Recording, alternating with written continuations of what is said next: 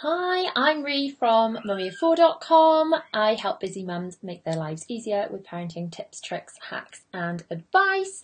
If you are watching this live, please drop live in the comments, and if you are catching this on replay, type replay so I know where you're finding this. Today I want to talk to you about something which I thought was totally bonkers when I first heard it, and it's why you shouldn't ask your children questions and what you should do instead. Now bear with me, because I too thought this was totally bonkers when I first heard it. So the story, this goes back to when my younger son William was going through his diagnosis for autism. So he was 3, he was nearly 4 at the time, and he was going through the autism diagnosis process. He was very, very bright, he could read, but he was struggling with spontaneous language. So even though he could read, he wouldn't come up with his own words. He'd use echolalia, which is repeating things back, and he would sort of use big chunks of scripted speech from books or Peppa Pig or things that we'd said or whatever, rather than his own sort of spontaneous language. So the speech and language therapist spoke to us and said, right, you need to stop asking him questions. I said, okay, well, how do we, speak to him? What do we do? So really, the theory behind this is, rather than when you're asking questions, so I would say, do you want a sandwich? And he'd say, do you want a sandwich? So the language I was modelling for him, he wasn't able to understand what I wanted from him. He wasn't able to understand the responses I wanted from him.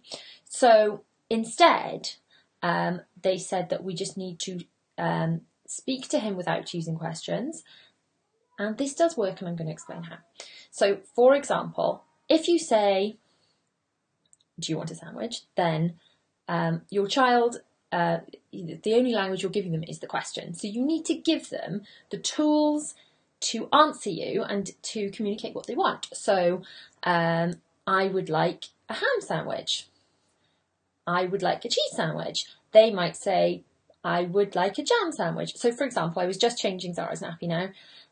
She doesn't have autism, by the way, so this works for all children, be it neurotypical, that meaning not with autism, or children with autism. This helps all children bring their speech along.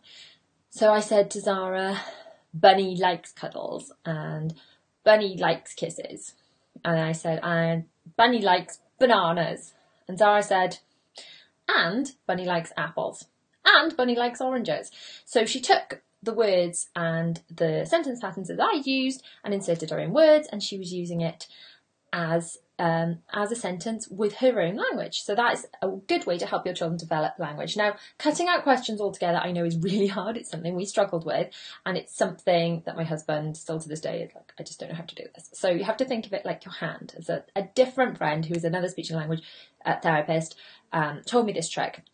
So it's not that you're not allowed to use questions. It's just for every question, your thumb's the question, you've got to make 4 statements in between, because that way you're still modelling plenty of language but still using the questions you need. So if you do have to ask them a question, or you do say, how was school this morning, for example, they're likely to say very, fine, nothing, boring. What did you do in school is quite often going to be met with nothing, boring, or everything. Just, not very descriptive language. Whereas if you say, I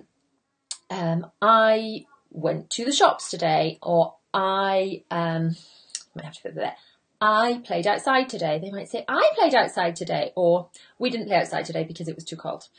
Or I had a banana for my snack, and they might say, well, I had an apple for my snack. Or I might say, I played with Zara today at home, and we played blocks. And so maybe then Zara will say, well, I played with Lucy and we played Play-Doh. So we're giving them the sort of the hint of what we want from them without actually giving them questions that are just going to bombard them and quite often make them shut down, either because they don't understand what you're saying or they have no desire to answer your questions. So give it a try, is what I say to you. Give it a try. Give my kind of 5, think of your hand. So for every question, You want 4 statements in between. And that way you're just modelling the language, you're giving them hints, give it a go. Seriously, for us, it worked like actual genuine magic, because I actually said to the speech and language therapist when she told me this, I said, I have no idea how this will work. I don't think it will work, but I promise I'll try. I promise I'll try. But I have no, it seemed like actual insanity to me. But all I can say to you is it was amazing. And if you've seen William on my videos, or you know us in real life and you speak to him now, you'd never know he ever had any speech and language difficulties. And this is one of the tools that really helped us get past that, because he always had he's very bright in there.